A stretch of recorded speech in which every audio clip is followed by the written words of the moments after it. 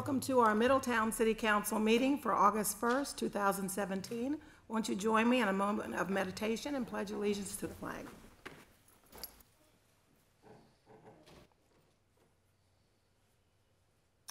Amen. I pledge allegiance to the flag of the United States of America and to the republic for which it stands, one nation, under God, indivisible, with liberty and justice for all. Ms. Skank, would you call the roll, please? Ms. Bronston. Here. Mr. Bohannon. Here. Mr. Moon. Here. Mr. Picard. Here. Mayor Mulligan. Can we entertain a motion to excuse Mayor Larry Mulligan? So moved. Second. Can we call the roll, please? Mr. Bohannon. Yes. Mr. Moon. Yes. Mr. Picard. Yes. Vice Mayor Bronston. Yes. Let's see, we have one card, one comment from a citizen. Would you approach the podium, please? State your name and address. Great House, 1105 Central. I have probably the most unusual story that you've heard, or you will hear. This happens about every 12 years. I don't know why. In 1931, the city of Middletown purchased a tract of land that's adjacent to a property that I own. Property. And then over the period of time, they moved the streets around, and so the long and the short of it is that you own my front yard. Okay.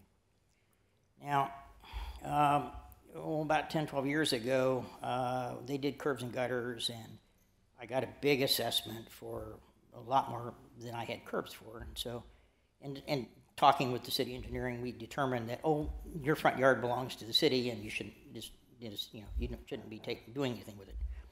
So we stopped taking care of it, and naturally the grass grew up, and naturally the city started mowing it, and then the next thing they assessed me for it. And so we had a go-around, and we made up with an agreement that years ago that the city would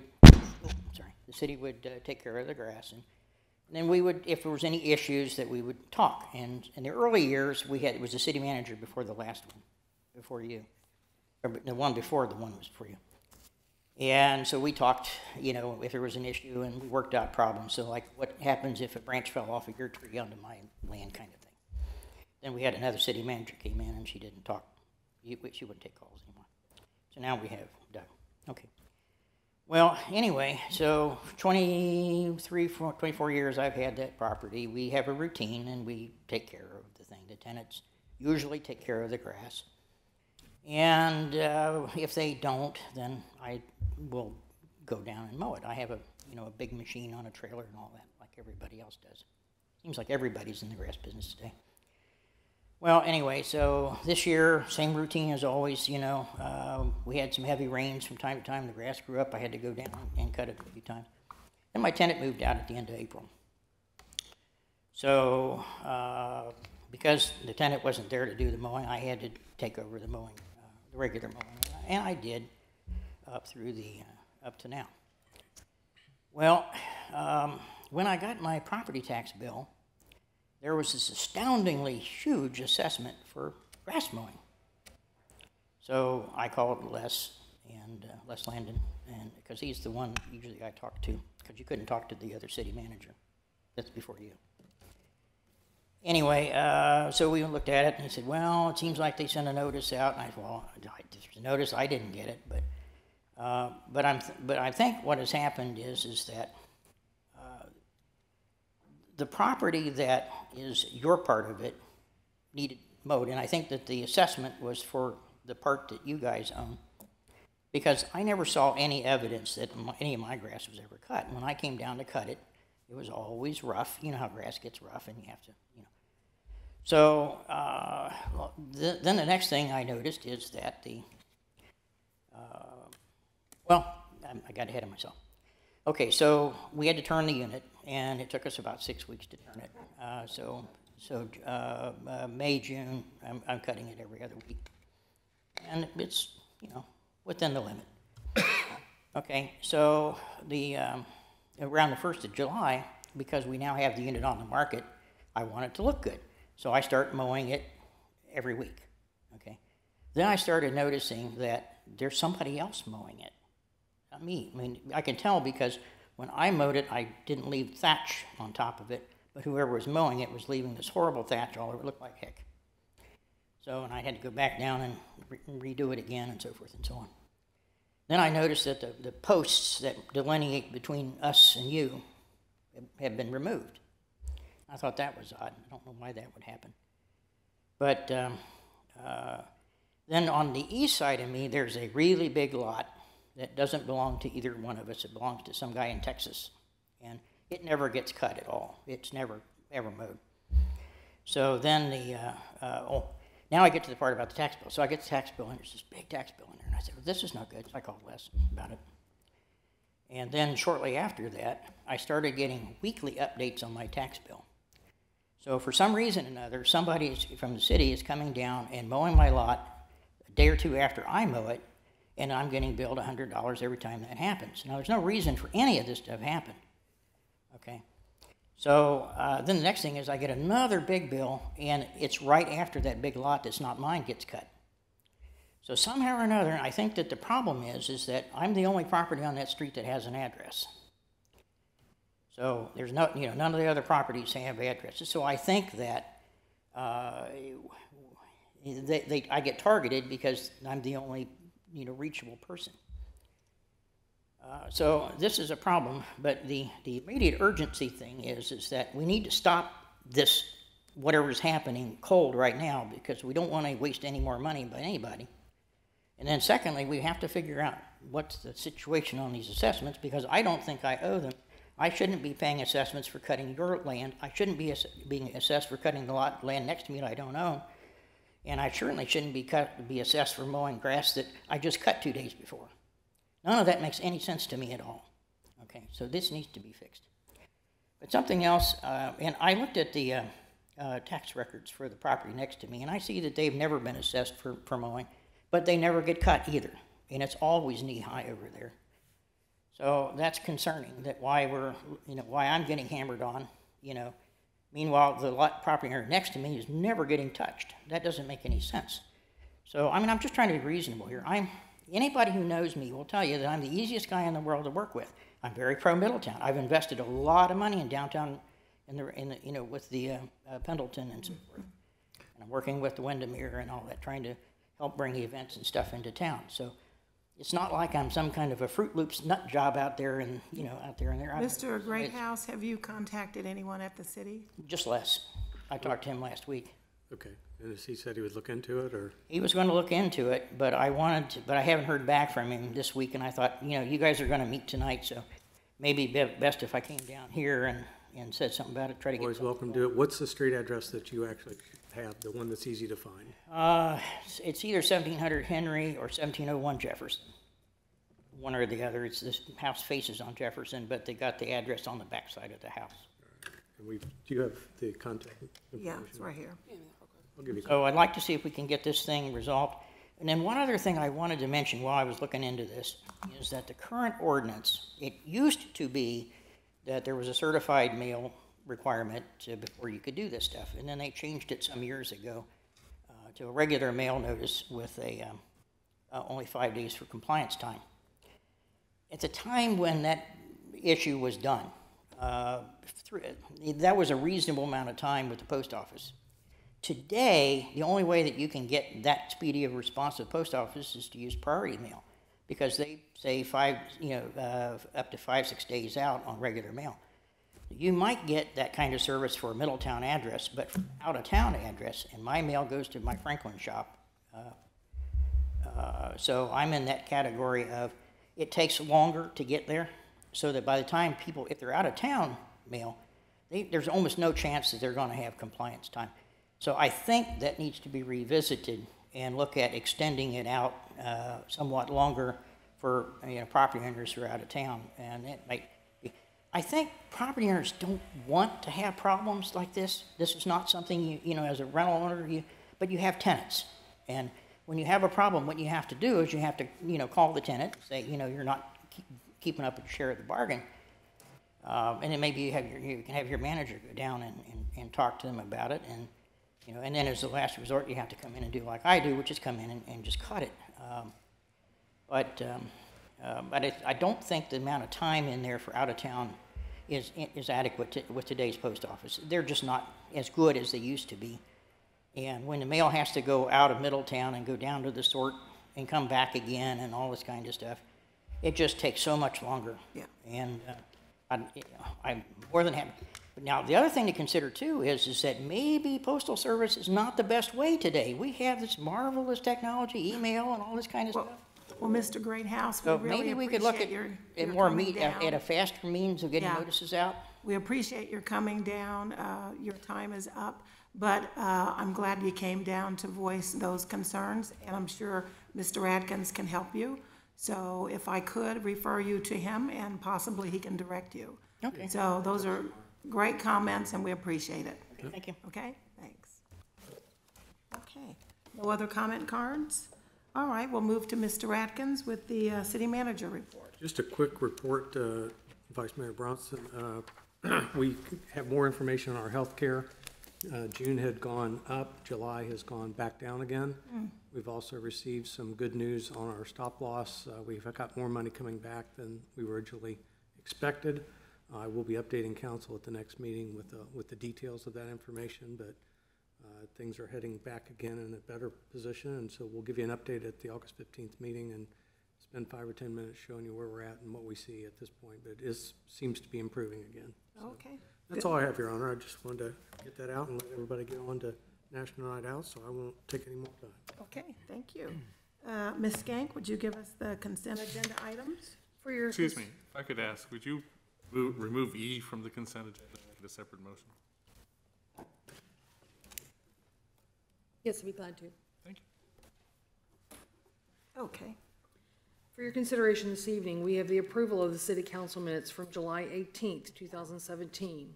To receive and file board and commission minutes from the cemetery board of April 5th, 2017, the library board from April 18th and May 16th, 2017, and the Board of Health from June the 13th, 2017. To confirm the board and commission appointment of Angela Phillips to the Citizens Advisory Board to the Police, representing the Chamber of Commerce. To receive and file oaths of office for special police officers Christopher Romer and Jackie Samples. And to purchase 2 water service vans off the ODAS contract for the Division of Water Maintenance in the total amount of $50,703 from Middletown Ford. okay. I'll entertain a motion to accept the consent agenda excluding item E. So moved. Second. Ms. Skank, would you call the roll, please? Mr. Moon? Yes. Mr. Picard? Yes. Mr. Bohannon? Yes. Vice Mayor Bronston? Yes. Okay, item E. Your concerns, Dan? The purchase of 2 Ford F-250 trucks off the ODAS contract, that's for the Street Maintenance Division, in the amount of $52,685,000 from Middletown Ford. These are both 2004. They've met the 15 trucks that have met the 15-point replacement schedule. One of the trucks is 61 months past life, the other's 48 months. They are on the state bidding, and bidding is not required. If I could, will it be outfitted with snowplows? Yes. Thank you. Okay. I would move that item E be approved. Okay. Ms. Skank, can you have, is there a motion? You made the motion? Yes. Can we have a second, please? Okay. Ms. Skank, can you call the roll? Mr. Picard? Yes. Vice Mayor Bronston? Yes. Mr. Bohannon? Yes. Mr. Moon? Yes. Okay, our motion agenda, Mr. Atkins? Yes, Your Honor, this is for the purchase of 9 vehicles for the Division of Police, 8 patrol vehicles and 1 additional canine vehicle. If they are ordered prior to September of this year, we do get the 2018 vehicles at the 2017 price. We will be replacing 2 2015 Chevy Caprices that were totaled in accidents, 1 2013 Chevy Caprice that was totaled in an accident, 1 2012 Chevy Caprice that was totaled in an accident, 3 2011, and 1 2009 Crown Victorias that now have excessive miles and bad transmissions. The 4 Crown Victorias will be sold on Gov Deals. The K9 is actually an addition to the fleet as we've gone to 5 K9s. Okay. Do we have a motion? So moved. Second. Ms. Skank, would you call the roll? Vice Mayor Bronston? Yes. Mr. Bohannon? Yes. Mr. Moon? Yes. Mr. Picard? Yes. Okay, that moves us to council comments. Mr. Picard? Thank you, Vice Mayor. I would just like to point out for those of you who don't get the Middletown Journal that there was an article yesterday in regard to the overdose runs. And I'm very happy to report that those runs are down 60% since I initially made my proposal here in City Council. And that has been consistent since I made that proposal. They've been that low and continued at that pace. And all of that was confirmed by the fire chief.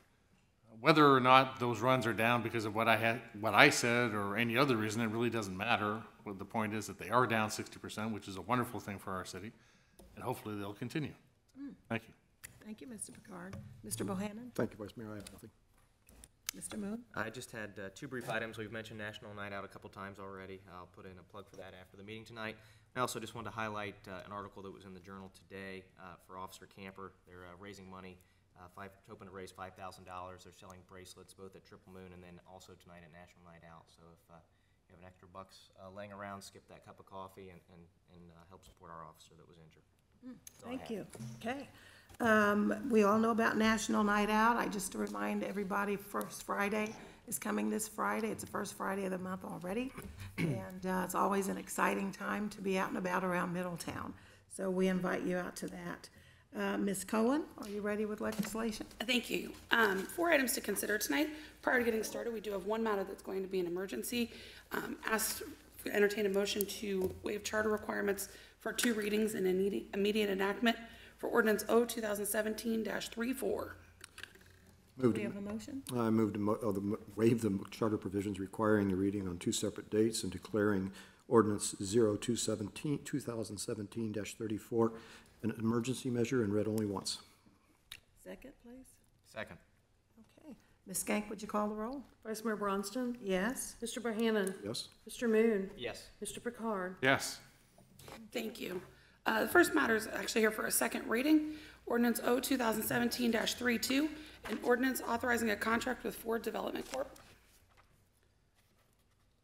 Okay, this is the second reading, and Mr. Atkins, anything additional to add? No, Your Honor, it's ready for adoption. Okay. I'll entertain a motion. So moved. Second. Ms. Skank, would you call the roll? Vice Mayor Bronston? Yes. Mr. Bohannon? Yes. Mr. Moon? Yes. Mr. Picard? Yes. Next matter is also here for a second reading. This will be number 2, and ordinance O 2017-33, an ordinance authorizing a development agreement with Simon CRE Carp 12 LLC and O'Reilly's Auto Parts and waiving certain permit fees. Anything additional, Mr. Atkins? No, Your Honor, thank you. Okay. I'll entertain a motion. So moved. Second. Ms. Skank, could you call the roll? Mr. Bohannon? Yes. Mr. Moon? Yes. Mr. Picard? Yes. Vice Mayor Bronston? Yes. Thank you. The next matter is ordinance O 2017-34, an ordinance enacting and adopting the 2017 supplement to the codified ordinances of the city of Middletown, Ohio, and declaring an emergency. I'll entertain a motion. So moved. Second.